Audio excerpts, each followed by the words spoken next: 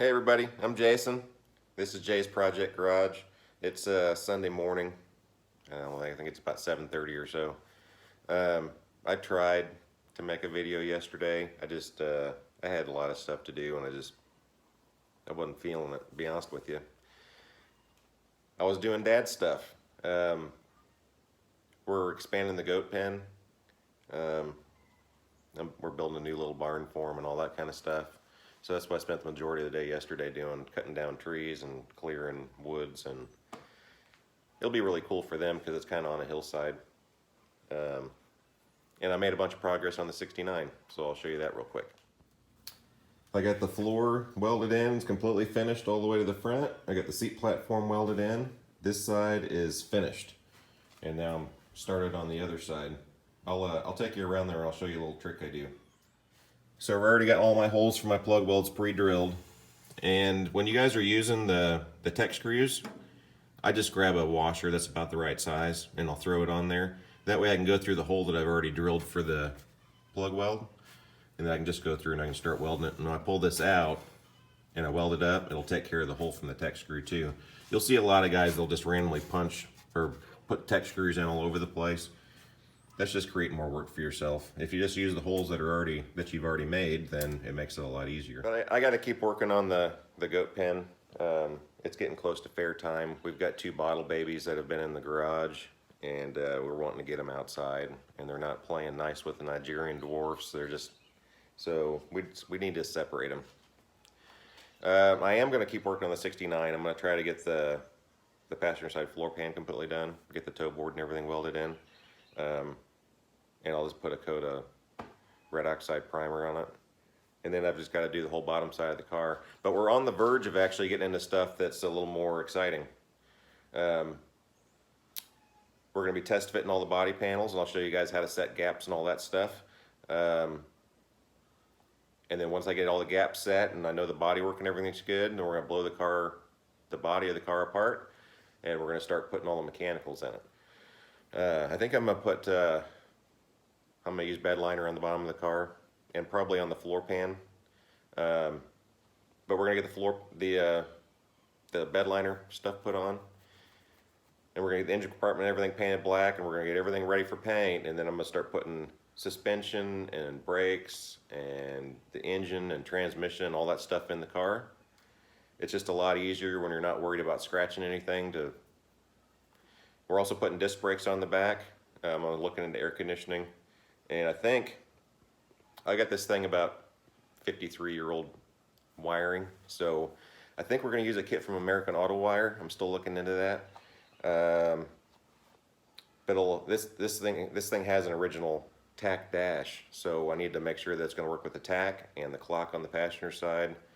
But like I said, we're adding air conditioning, we're adding some other stuff, so I want to have circuits for all that stuff without trying to patch into an old fuse box.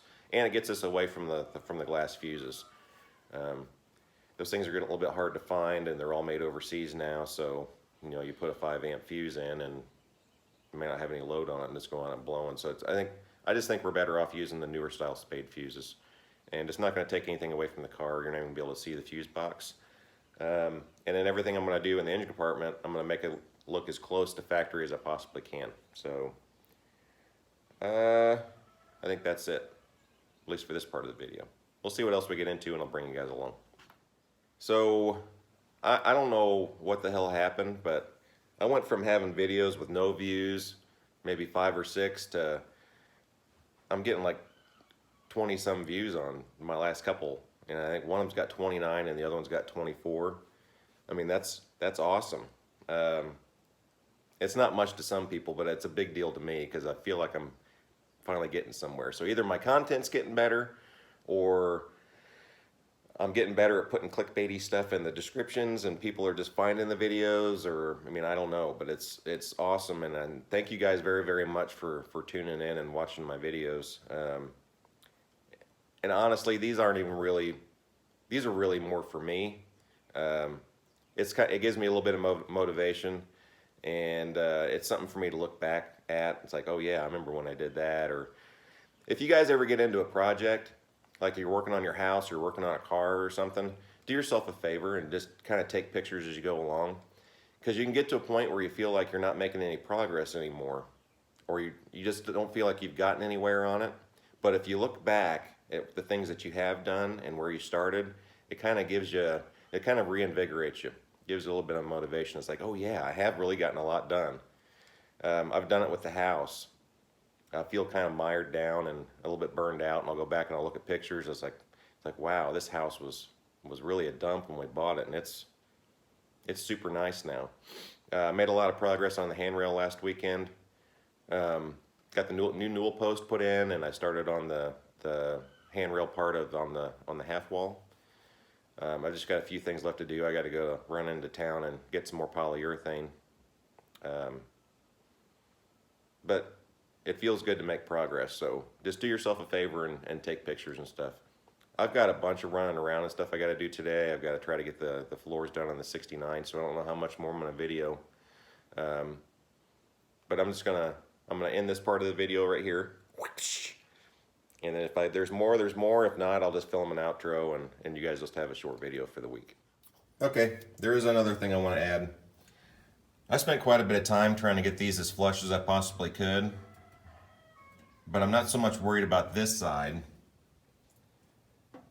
I'm worried about the underside. So in here, I didn't grind my welds completely flat because I want to keep the strength of the weld. The bottom side I'll probably go through and I'll work it a little bit with the hammer to flatten it out as best I can, and I'll probably put a little bit of body filler on it to make it totally smooth. And then the bottom, like I said, the bottom side of the car is going to be getting roll-on truck bed liner, so it'll hide any seams or anything. But it doesn't matter how hard you try, you're still working with old steel, and you're going up with like a little spot of porosity here and there. I mean, you could spend forever going back and cutting this back apart and re-welding it. I'm not the slightest bit worried about these welds. I know they're strong, but I want to seam seal them. A lot of guys will take an acid brush and they'll go through and they'll put a line of seam sealer on there and they'll kind of flatten it out. The problem is, a lot of times if you put it on too thick, you're going to be able to feel it through the carpet. I don't want that. So I'm going to show you guys a trick on using masking tape and a spreader for body filler, where you can put the seam sealer on there completely flat, and it'll look very professional if the carpet ever comes back out of this thing. There are some places where the seam sealer was fairly thick from the factory. Our seam sealers were a lot better than theirs were back then. So I'm not going to be putting it on as thick, and I'm going to be flattening it out. Like I said, I don't want a lump or anything in the carpet. So make sure you stay tuned for that. So I'm doing everything I can to try to keep moisture out of seams and out of the inside of the car and everything else. You got spots like this where the clips for the brake and fuel lines were. The fuel lines runs up against the rocker. This is where one of the brake lines goes through. The clips that they used went around the line, and it has a little clip that goes through it and up through this hole, and you squeeze it with a pair of pliers and it spreads out and it holds it to the floor. They didn't do anything to seam seal it, so as you're driving, water is obviously hitting the bottom side of the car, and it can get past that clip and it can wind up on the back side of the carpet. Once the back side of the carpet gets wet, it takes a long time to dry out, and then you've got a problem with water sitting on top of the floor and potentially rusting it. So what I'm going to do is I'm actually going to put a screw in here, drop it down from the top like a machine screw, drop it down from the top, and I'm going to weld it and then seam seal it. Then when I put the brake line on from the bottom, I can just use a nut, and yes, it's not going to look 100% factory, but I'll never have to worry about the inside of this car rusting out. And you can see right here, this hole is actually already partially rusted from water sitting in it. We won't have that problem when we're all finished up. But I'll show you how I do that probably here in the next couple of weeks when we get ready to start doing brake lines. Okay, so I want to take just a minute to talk about hammers. We've all watched other YouTube videos where the guys are just grabbing any hammer out of the toolbox and they're wailing away on their car or sheet metal or whatever, and they're using, carpenter's hammers and everything else. Last week I brought up that even flat body hammers aren't 100% flat. They're actually convex just a little bit, and I'll explain that here in just 1 second. Carpenter's hammers are flat, so when you hit a nail, the head or the hammer doesn't move around, it doesn't bend the nail. And I'm sure we've all beat in a nail, and that last hit will leave a round indentation in the wood. That's because it's 100% flat, and that's not what you want to do on sheet metal, because all you're doing is making more work for yourself. You've seen guys grab ball peen hammers. I used one while I was working the floor pan on the 69 to get it to fit the transmission tunnel exactly right. I wailed away on it, and I mangled it a little bit. So I'm going to go back and I'm going to straighten it out now that it's all welded in. These have their place. But regular body hammers are convex a little bit. Remember I said last week that I very rarely ever hit anything with the exact center of the hammer. I've been working sheet metal for decades, using body hammers, and I just kind of learned how I can hit stuff without leaving hammer tracks in it. I'm not trying to create more work for myself, I'm trying to fix something. So this is just a trial and error thing. Spend a little bit of time with a hammer and dolly and learn what works and what doesn't. Grab a piece of scrap sheet metal. I actually take a piece of sheet metal and I'll whack a dent in it and I'll hand it to one of my kids and give them the hammer and dolly. Keeps them occupied for 10-15 minutes while they're sitting there tapping away on it trying to get it flat again.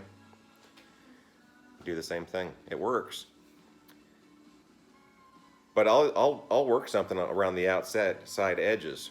The outside edges of these things, they're actually rounded, and like I said, the head is convex. So I'll work stuff with this part of the head, and you guys just got to watch your angle and learn. And they do make body hammers that are 100% rounded. I don't know if you can see that or not. See how rounded that is?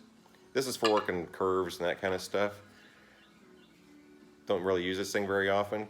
On newer cars, there's just not a whole lot of reason for it. But last week I said something about hitting hammer off dolly. Remember I said if you don't want to hear this because you're stretching the metal and you're actually making more work for yourself. So let's say you got a dent in a piece of sheet metal, and eventually I'll do a tutorial on this whole thing and I'll show you how to straighten out a dent. But you're going to put the dolly on the backside where the dent is, and you're actually going to hit around the dent with the hammer. And we call them eyebrows. When the sheet metal goes in, it'll actually come out around the dent. It's called an eyebrow, or it'll come out on the top or the bottom. So you'll put this on the backside of the dent and you'll work the eyebrow with the hammer, and it'll come out perfectly flat. And then very lightly, just go back across the dent, and you'll just hear a little bit of a ping, and you can work it out and it'll be completely flat. But I'll do a lot more on hammers as we go, and I'll talk more about how hammers and dollies and all that stuff works. I've got 4 or 5 different styles of dollies, and I've got a whole bunch of different hammers, and they've all got their place. We're definitely going to be getting into dents, and I'll show you guys the best I can, the easiest way to work them. Well, this morning hasn't gone as planned. It's like 10 o'clock now. I haven't really gotten a whole lot done. I've been trying, but I've been trying to get my 14-year-old daughter out of bed and moving. We were supposed to go get breakfast and go do all our running, and you have any idea how hard it is to get a 14-year-old out of bed? I don't remember being that bad. Maybe I was. That was a long time ago. Hopefully you guys found the hammer and dolly little tutorial useful. We'll be doing a lot more with that stuff in the future. And then I'll show you guys the easy ways of getting dents out without creating more work for yourself. We're going to be getting into body filler stuff. I'll show you really good, quick, efficient ways of filling in small imperfections in the sheet metal. A lot of guys, when they're first starting out, they'll put mud on, they'll sand it off. They'll put mud on, they'll sand it off. And they'll put mud on, they'll sand it off, or they'll keep piling it on. Before you know it, they've got a big mountain when all they had was a little dent to start with. This channel isn't going to be all about body work, though. There's a lot of stuff coming. We're going to be doing all the mechanical stuff on the 69. We've got the 91 GT. There's sheet metal work to do on it. I got to put a core support and stuff in it. But there's a ton of mechanical stuff we're going to be doing on it. We're going to be putting a 351 in it with the 5-speed. Try to keep the air conditioning. I've got the 65 we're going to be working on. I may drag the 31 Model A out. We'll get going on it. But there's a lot of stuff coming. So make sure you guys like and subscribe. But for now, get out in the shop and work on your projects. You guys have a great day, and I will see you next week.